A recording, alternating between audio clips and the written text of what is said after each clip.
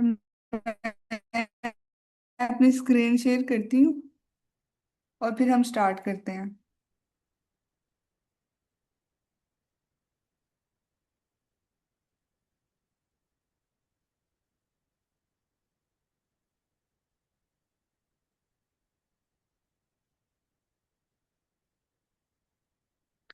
आज का हमारा टॉपिक है atomic orbitals, probability and electron behaviour. हम आज इसके बारे में पढ़ेंगे। और आज के टॉपिक में जो आउटलाइन में हम टॉपिक डिस्कस करेंगे उसमें है व्हाट इज क्वांटम केमिस्ट्री। इसका थोड़ा सा शॉर्ट इंट्रोडक्शन दूंगी मैं। उसके बाद ऑर्बिट और ऑर्बिटल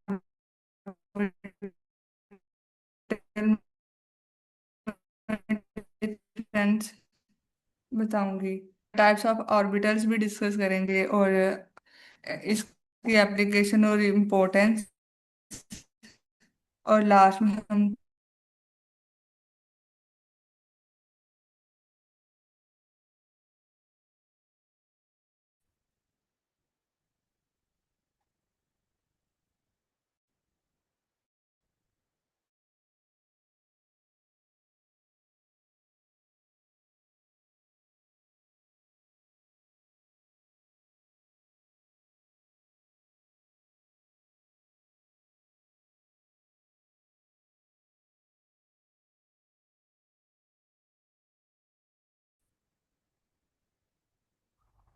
बाकी स्लाइड्स जो हैं वो स्टार्ट करते हैं। मैम आयशा की तरफ इंटरनेट प्रॉब्लम है तो काफ़ी टाइम भी हो गया। मैं स्क्रीन शेयर करती हूँ ताकि फिर हम इसको नेक्स्ट देख लें।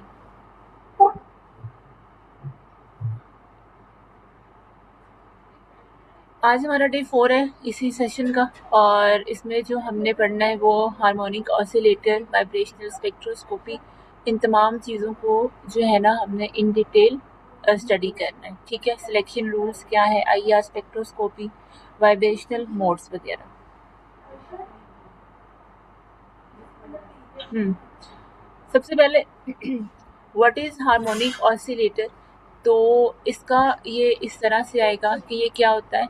ये जैसे न्यूटन ने जब ऑब्जर्व किया था कि अगर कोई चीज़ इक्विलिब्रियम से जब उसे हटाते हैं तो एक फोर्स होती है जो उसे वापस खींचती है। ठीक है, और ये फोर्स हम शुरू से पढ़ते आए हैं कि डायरेक्टली प्रोपोर्शनल होती है डिस्प्लेसमेंट के साथ। एफ डायरेक्टली प्रोपोर्शनल होता है एक्स के साथ। लेकिन इसी तरह जब हम केमिस्ट्री में मॉलिक्यूल्स वगैरह को स्टडी करते हैं तो जब साइंटिस्ट ने इनको स्टडी किया तो ये नोटिस किया गया कि एटम्स भी बिल्कुल वाइब्रेट करते हैं। ठीक है, जैसे कि स्प्रिंग। और इसलिए मॉलिक्यूल्स को भी हार्मोनिक ऑसिलेटर मॉडल में समझा जाता है। ठीक है, इसमें ये हमारे पास स्प्रिंग, मेरी स्क्रीन शेयर हो रही होगी, हाँ। इसमें जो हमारे पास, मैं इस वाले लॉ की बात कर रही हूँ, एफ इज इक्वल है माइनस के एक्स। और माइनस मीन्स क्या है कि रीस्टोरिंग डायरेक्शन। अब रीस्टोरिंग क्या है कि जब एक जो चीज़ होती है वो दोबारा से अपनी ओरिजिनल हालत में चली जाए, उसे हम वो रीस्टोर हो रही होती है, और ये नेगेटिव जो है वो इस सिंबल को रिप्रेजेंट करता है। उसके बाद अगर हम देखें वही कि ये हुक्स लॉ है, एफ इज इक्वल है माइनस के एक्स के फोर्स रिस्टोरिंग फोर्स। ये क्या है कि वो फोर्स जो पार्टिकल को वापस इक्विलिब्रियम पर ले जाए, और डायरेक्शन हमेशा डिस्प्लेसमेंट के ऑपोजिट होती है। अब एक्स हमारे पास क्या है, ये स्प्रिंग कांस्टेंट है। और ठीक है, इसके साथ एक्स जो है वो हमारे पास डिस्प्लेसमेंट का सिंबल है। और माइनस साइन जैसे मैंने पहले बताया कि ये बताता है कि फोर्स हमेशा डिस्प्लेसमेंट के ऑपोजिट डायरेक्शन में है। आगे गई तो फोर्स वापस भी वो वापस आती है। तो मीन्स के रीस्टोरिंग जो पोजीशन होती है ना, उसकी वजह से ये साइन जो है वो नेगेटिव है। अगर हम रियल लाइफ में इसकी एग्जांपल देखें तो इसमें स्प्रिंग मैथ सिस्टम आ जाता है, मॉलिक्यूलर बॉन्ड आ जाता है, इसके साथ जो है ना वो गिटार के स्ट्रिंग वगैरह जो है वो आ जाते हैं। अब उसके बाद हमारे पास जो नेक्स्ट वाली स्लाइड है उसमें हम ये चीज़ देखेंगे। क्वांटम, एक minute, potential energy the parabolic well. ठीक है, इसमें हम क्या चीज़ एक्सप्लोर करेंगे?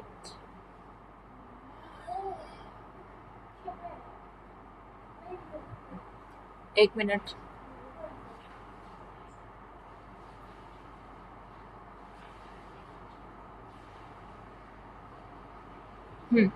ये डेरिवेशन का फॉर्मूला है कि जब हम जानते हैं कि फोर्स क्या है हमारे पास, माइनस के एक्स है, ठीक है, तो हम पोटेंशियल एनर्जी कैलकुलेट कर सकते हैं। लाइक पोटेंशियल और एनर्जी और फोर्स का आपस में क्या रिलेशन है, एफ इज इक्वल है minus D V over D X. तो यहाँ पे अगर हम स्टेप बाय स्टेप देखें तो शुरू में हमारे पास क्या फॉर्मूला है, F is equal to minus K X. अभी अगर हम इसका फिजिक्स का रूल लगाएं, लाइक इसका डेरिवेटिव लें, तो एफ इज इक्वल है minus D V over D X. मतलब क्या कि पोटेंशियल एनर्जी का नेगेटिव डेरिवेटिव डिस्प्लेसमेंट के साथ, ठीक है। अब दोनों को आप इक्वल रखें, minus D V over D X is equal है माइनस के एक्स, दोनों तरफ नेगेटिव साइन हो जाएगा हमारे पास। तो ये क्या चीज़ होती है, ये कैंसिल हो जाएगा। एक मिनट में डेरिवेशन, सबसे पहले डेरिवेशन मैं आपको बताती हूँ। v ओवर एक्स हमारे पास क्या है, पोटेंशियल एनर्जी है कि energy stored in the system eight displacement multiply by from equilibrium. 1/2 हमारे पास क्या चीज़ होगी, 1/2 ये वाली, सॉरी, ये हमारे पास होगा कोएफिशिएंट है, मैथमेटिकल फैक्टर है from integrating the restoring force, F is equal है माइनस के एक्स। उसके बाद ये हमारे पास क्या है, ये हमने पता है हमें कि ये फोर्स कांस्टेंट है, और इसके बाद एक्स स्क्वायर क्या है, डिस्प्लेसमेंट का स्क्वायर है, ठीक है। Energy grows as a parabola doubling displacement, तो 4x एनर्जी हो जाएगी। अब ये क्या है हमारे पास, इसकी नेक्स्ट मैं इसको रेज करती हूँ।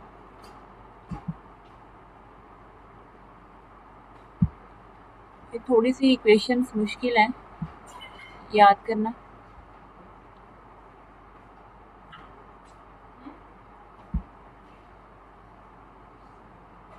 इसकी हम डेरिवेशन करते हैं, एक मिनट।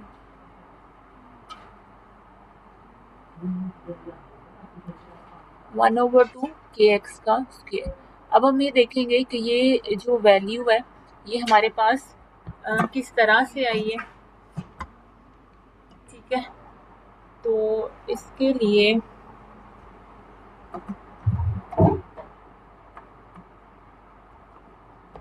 मैं अपनी स्क्रीन शेयर करती हूँ और इसकी डेरिवेशन जो है वो मैं आपको दिखाती हूँ, बल्कि एंड पे देखते हैं इसकी डेरिवेशन, पहले हम नेक्स्ट स्टडी करते हैं। ये फार्मूला याद रखना है, v over x is equal है 1/2 के एक्स स्क्वायर। ये कहाँ से आया है, ये जो हम फार्मूला यूज़ करते हैं F is equal to minus K X, ठीक है, वो इसकी बुनियाद बना और नेक्स्ट फिर हमने उसको आगे यूज़ किया। उसके बाद हमारे पास आ जाता है quantum energy cells, the master formula.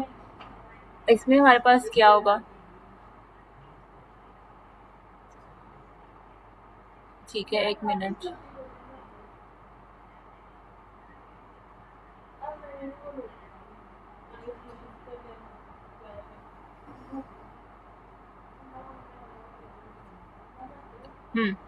Quantum energy formula, ठीक है।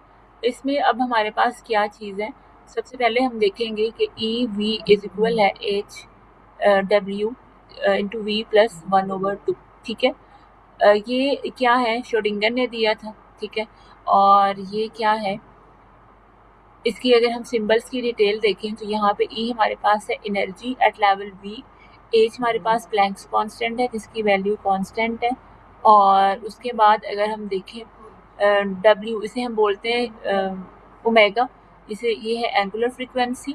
उसके बाद वी हमारे पास है क्वांटम नंबर, और 1/2 जीरो पॉइंट टर्म, ठीक है।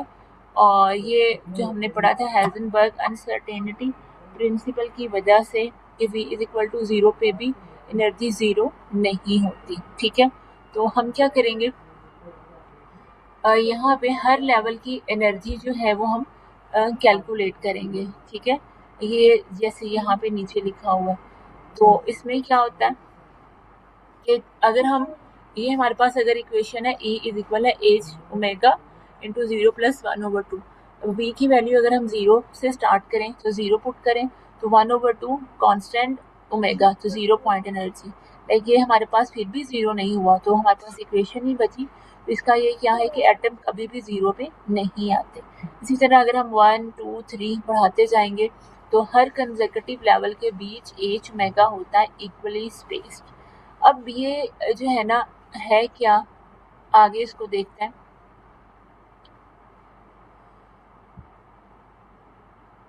यहाँ पे है, एक मिनट। हाँ, ये 0 पॉइंट एनर्जी की मैं बात कर रही हूँ। यहाँ पे एग्जाम्पल में क्या शो किया हुआ है,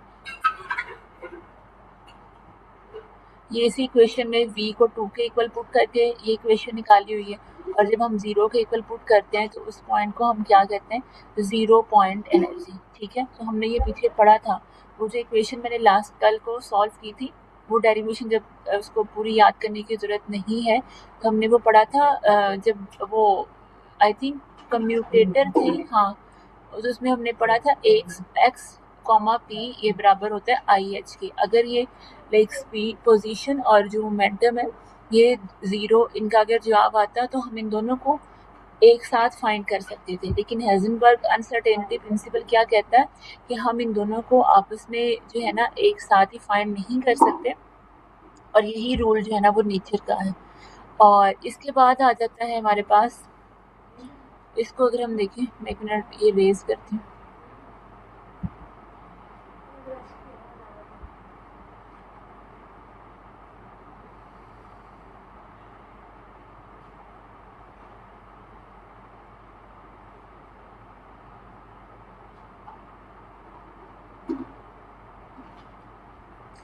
उसके बाद हमारे पास ये चीज़ आती है कि क्लासिकल वर्सेस, कहाँ लिखा हुआ है, वर्सेस क्वांटम ऑसिलेटर। यहाँ पे इसका कंपैरिजन किया हुआ है। ठीक है, कंपैरिजन में हम इसको कैसे पढ़ेंगे, क्लासिकल फिजिक्स और क्वांटम मैकेनिक्स। ठीक है, तो यहाँ पे क्या है कि क्लासिकल की अगर हम बात करें, एनर्जी कंटिन्यूस है, उसकी कोई भी वैल्यू पॉसिबल है। क्वांटम में हमने कल पढ़ा था डिस्क्रिएट है, फाइनाइट है। ठीक है, डी, सी और एक और ऑप्शन का मुझे याद नहीं आ रहा, लाइक ये 1/2 10 की वैल्यू हम पुट करते जाएंगे, हमारे पास एनर्जी की जो लेवल्स हैं वो निकलते रहेंगे। ई इसने कहा था पॉसिबल है, एटम बिल्कुल रुक सकता है, लेकिन क्वांटम में ये है कि वो कभी भी ज़ीरो नहीं होता। उसके बाद आ जाते हैं टर्निंग पॉइंट्स फिक्स्ड और हो जाते हैं। ठीक है, इसमें उसके बाद ये है कि वेव फंक्शन टर्निंग पॉइंट से बाहर भी जाती है, टनलिंग इफेक्ट इसे बोलते हैं। क्लासिकल फिजिक्स में एफ न्यूटन लॉ यूज़ होता है, क्वांटम में श्रोडिंगर वेव इक्वेशन है, और क्लासिकल में प्रोबेबिलिटी टर्निंग पॉइंट पे ज़्यादा होती है, और यहाँ पे लेवल्स इक्वली स्पेस्ड हैं, और टेम्परेचर 0 केल्विन पे सब रुक जाता है। क्वांटम पे क्या होता है, वाइब्रेशन जारी रहती है। अब अगर हम ये देखें कि इक्वली स्पेस्ड लेवल, इसका क्या मतलब है कि क्वांटम ऑसिलेटर में लेवल्स इक्वली स्पेस्ड हैं। ठीक है, इसका यहाँ पे जो मतलब है वो ये है कि हर स्टेप में energy Planck's constant into omega बढ़ती है, ये हमने पीछे बात की है। ठीक है, तो v इज इक्वल टू जब 0 v1 में एनर्जी चेंज कितना आया उतना ही रहा, तो एनर्जी चेंज की यहाँ पे हम बात कर रहे हैं। उसके बाद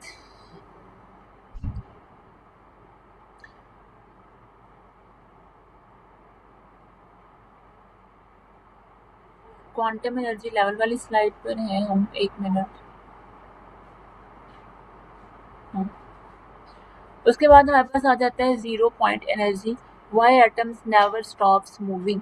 ठीक है, तो इसमें वो क्यों स्टॉप नहीं करते मूव करना, तो इसमें ये क्वांटम मैकेनिक्स की बात है, वो ये इस चीज़ को लेके चलती है। ठीक है, लेकिन क्लासिकल फिजिक्स ने क्या कहा था कि जो इलेक्ट्रॉन है उनमें वो क्या होता है, ई इज इक्वल टू जो है 0, ये पॉसिबल है।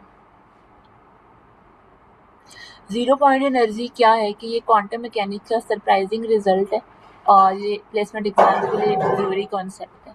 ई नॉट इज इक्वल है 1/2 एच ओमेगा, जब वी अगर हम 0 लगाएं। ठीक है, 1/2 इंटू इसी तरह फार्मूला है आई थिंक, हाँ।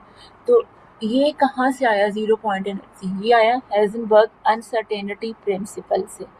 तो हाइजेनबर्ग अनसर्टेनिटी प्रिंसिपल की इक्वेशन जब हमें याद है, del X dot del P sign H over two, किसी भी पार्टिकल की पोजीशन और मोमेंटम दोनों को साथ परफेक्टली नहीं जाना जा सकता, ये बात हमने पहले भी पढ़ी है, ठीक है।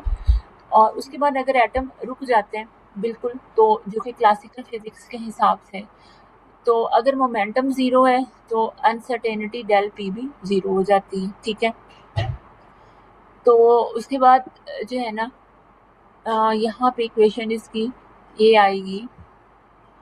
इसका मतलब क्या होगा कि व्हाट डज इट मीन कि even at the lowest energy the oscillator still has energy, this is the minimum possible energy, और इसे हम बोलते हैं लोएस्ट पॉइंट एनर्जी, ठीक है। और ये 0 पॉइंट एनर्जी जो हमने पीछे भी पढ़ी कि जब E is equal to not equal to zero होगा, ठीक है, ये हम बोलते हैं इसे 0 पॉइंट एनर्जी, और this is according to the quantum mechanics, ठीक है। ये फार्मूला हमने कौन सा पढ़ा था यहाँ पर, ये हमने फार्मूला देखा था यहाँ पर कि ई नॉट इज इक्वल है 1/2, हाँ, ई नॉट इज इक्वल है Planck's constant omega into V plus 1/2। जब वी अगर हम ज़ीरो करेंगे तो हमारे पास यही वाली जो वैल्यू है, एक मिनट, यही वाली वैल्यू आ जाएगी। अगर हम V1 करेंगे फिर भी हमारे फिर यहाँ पे चेंज हो जाएगा, V इज इक्वल टू 2 करेंगे यहाँ पे चेंज हो जाएगा। ये क्या हमें बता रहा है कि एटम कभी भी मूव करना स्टॉप नहीं करते, और ये किस वजह से पॉसिबल किस से पॉसिबल हुआ कि हाइजेनबर्ग अनसर्टेनिटी प्रिंसिपल से। और टेम्परेचर भी इसकी जो है ना वो रीज़न है। एक मिनट इसको यहाँ पे ट्रेस कर दूँ,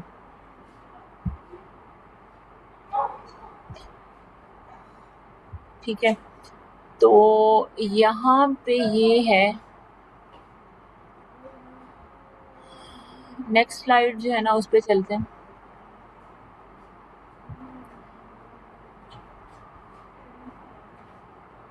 हाँ, अब हम यहाँ पे हैं, एक मिनट। हाँ, सिलेक्शन रूल। सिलेक्शन रूल हमारे पास क्या है और ये किस तरह से इम्पोर्टेंट है एग्जाम के लिए।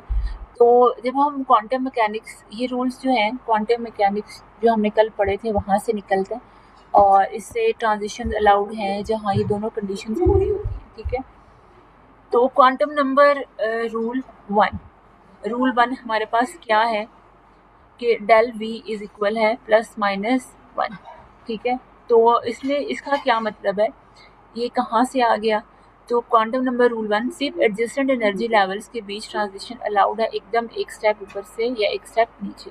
ये आया कहाँ से है कि जब हमने श्रोडिंगर वेव इक्वेशन सॉल्व की थी तो उसके दौरान ट्रांजिशन डायपोल मोमेंट इंटीग्रेट करते हैं मैथमेटिकल जो है ना, v इज इक्वल टू 0 और v इज इक्वल टू 1, ठीक है। इनको हम जैसे वो मैथ्स में करते थे +-1, तो इसका मतलब ये है कि प्लस में भी है वो, माइनस में भी है चीज़, लेकिन ये उनके लिए ज़रूरी नहीं है कि v इज इक्वल टू 0 और v इज इक्वल टू 2, ये पॉसिबल यहाँ पे नहीं है। अब अगर हम सेकेंड रूल देखें, dipole moment rule not equal to 0, ठीक है। वाइब्रेशन के दौरान मॉलिक्यूल का डायपोल मोमेंट बदलना ज़रूरी है, अगर नहीं बदलता तो IR लाइट एब्जॉर्ब नहीं हो सकती। अब हमें ये कहाँ से मिल गया कि IR फोटोन एक ऑसिलेटिंग इलेक्ट्रिक फील्ड है, ये तभी एब्जॉर्ब होती है जब मॉलिक्यूल का इलेक्ट्रिक डायपोल उस फील्ड के साथ इंटरेक्ट करे। तो इसमें जो है ना, इसमें ये ही याद रखना है, क्वेश्चन में यही पूछा जाता है कि कौन सा ट्रांजिशन फॉर्मिडन है, तो हमने डेल वी देखना है, ठीक है। और अगर सिमेट्रिक मॉलिक्यूल्स हैं H2N2 तो IR जो है वो क्या होता है, वो हमारे पास इनएक्टिव होता है, ठीक है। इसमें यही चीज़ है। उसके बाद हमारे पास आ जाता है IR स्पेक्ट्रोस्कोपी, इसमें कौन सी चीज़ आ जाती है,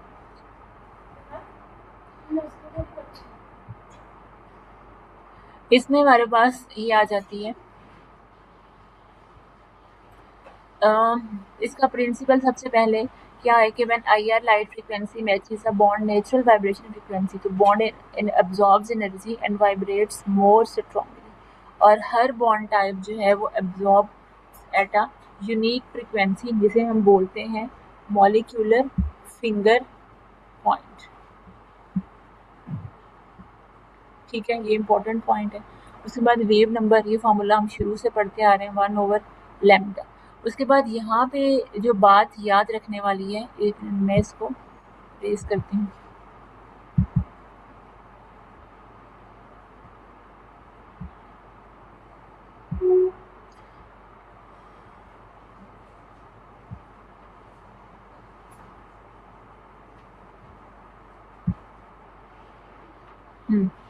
यहाँ पे ये बात याद रखने वाली है कि जो कीटोन्स है हमारे पास, कॉमन आईआर बैंड्स हैं जो ये नीचे शो हो रहे हैं, तो सबसे ज़्यादा इम्पॉर्टेंट जो है वो कीटोन का आपने याद रखना है। इनकी रेंज कितनी होती है, 1700 से 1750, और इनकी जो शेप होती है वो स्ट्रॉन्ग होती है। ठीक है, कीटोन ये सबसे ज़्यादा इम्पॉर्टेंट है, इसको याद रखना है, 1700 से 1750। अब फ्रीक्वेंसी और बॉन्ड स्ट्रेंथ का आपस में ताल्लुक क्या है, तो इसमें ये है कि ये हमने पीछे पढ़ा कि ओमेगा इज इक्वल है √k/m। ठीक है, ज़्यादा फ्रीक्वेंसी होगी, हाई वेव नंबर होगा, और जो है carbon triple bond C, carbon triple bond N higher पे एब्जॉर्ब करते हैं। और अगर कम फ्रीक्वेंसी होगी, वेव नंबर भी कम होगा, तो इसमें क्या होगा कि ड्यूट्रियम वाले जो बॉन्ड्स हैं हाइड्रोजन वालों से नीचे एब्जॉर्ब करते हैं।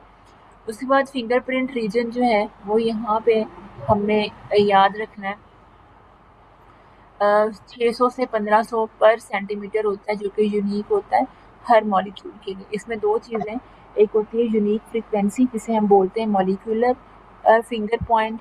ठीक है, उसके बाद इसमें हमने याद रखना है कि टोन्स वाला और उनकी 1700-1750, इसकी एग्जांपल याद रखनी है कि टोन एस्टर्स इसमें, और फिंगरप्रिंट रीजन जो है 600 से 1500 पर सेंटीमीटर इसकी रेंज होती है।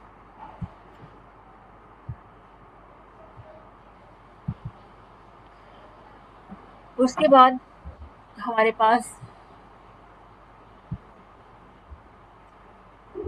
एक मिनट में नेक्स्ट करूँ,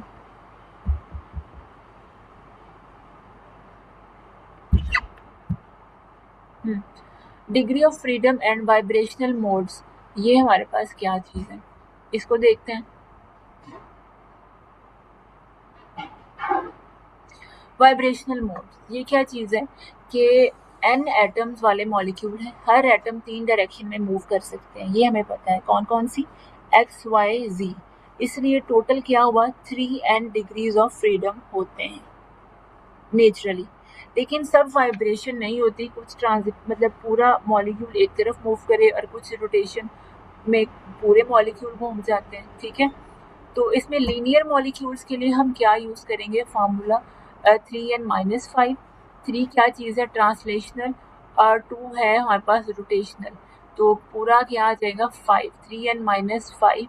और इसमें ये 2 कहाँ से आया है, 5 कैसे हुआ, लीनियर मॉलिक्यूल्स जो हैं अपने ऑन एक्सिस पे रोटेट करने से कोई ऑब्जर्वेबल चेंज नहीं आता, इसलिए सिर्फ 2 रोटेशनल मोड्स। और जो नॉन लीनियर है वो तीनों डायरेक्शन में मूव कर सकते हैं, तो इस वजह से आ गया वो हमारे पास 3xyz, तो हमारे पास क्या आ जाएगा वो 6। मीन्स कि यहाँ पे ये होगा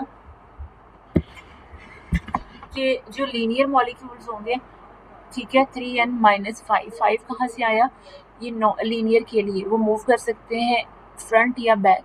ठीक है, तो यहाँ पे 2 प्लस किया 5 आ गया, और 6 आया xyz तीनों डायरेक्शन में। अब अगर हम देखें इसकी एग्जाम्पल में कि ये पॉसिबल कैसे हुआ, इसको देखते हैं। एग्जाम्पल अगर देखी जाए तो H2O सिमेट्रिक मॉलिक्यूल है। ठीक है, इसमें इसकी जो सिमेट्री है वो टेट्राहेड्रल है। ठीक है, अब ये नॉन लीनियर है ना हमारे पास, तो नॉन लीनियर में इसमें मॉलिक्यूल्स कितने हैं हमारे पास, 3। तो नॉन लीनियर वाले के लिए हम फार्मूला कौन सा यूज करते हैं, 3n-6।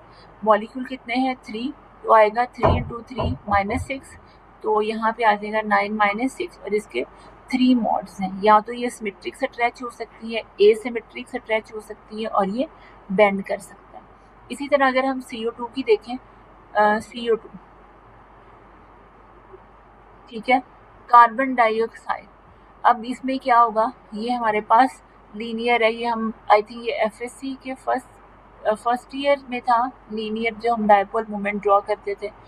तो CO2 इसमें अब ये लीनियर है, लीनियर में हमने क्या किया था, 3n-5, तो कितने मॉलिक्यूल्स हैं, 3 3 × 3 - 5, तो 4 मॉल। ये इसमें 4 तरह की जो है ना वो बेंडिंग जो है ना रोटेशन वगैरह हो सकती है, सिमेट्रिक, एसिमेट्रिक और 2 बेंडिंग।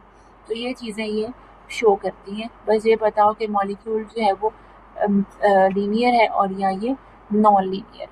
अब अगर जो है ना इसका देखा जाए, HCN 4 मोड्स हैं इसके, तो इसमें कितने मॉलिक्यूल्स हैं टोटल, अगर देखा जाए तो साइनाइड है, 1 मिनट,